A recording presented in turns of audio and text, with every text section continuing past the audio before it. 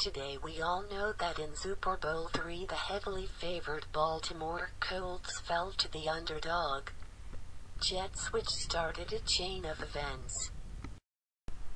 But what would have happened if the Colts won that game way back in 1969? Let's find out.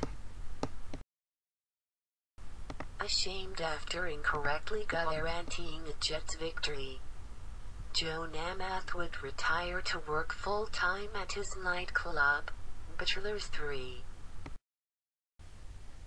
Because he never won the Super Bowl, Namath wouldn't make it to the Hall of Fame, and his spot would be taken by Jerry Logan, the MVP of Super Bowl III. Proud of his career in Baltimore, Don Shula would vow to retire once he leaves Baltimore, and he would never coach the Dolphins to their undefeated season. With their newfound pride, the Colts go on to win Super Bowl IV as well. After losing 4 consecutive Super Bowls, the AFL would fold and their players would be spread throughout the NFL. Because the Steelers defunct, the Packers would get the first pick of the 1970 draft, and they picked Terry Bradshaw.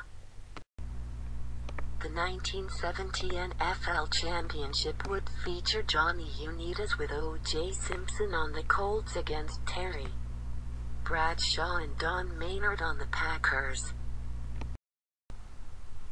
The Packers would win the game when a last-second field goal would be missed by Colts kicker Jim O'Brien.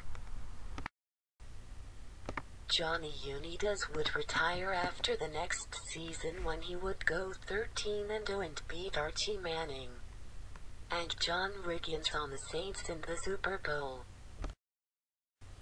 The Colts are so successful and popular in Baltimore that they never decide to move to Indianapolis, and the Browns never moved to Baltimore to become the Ravens.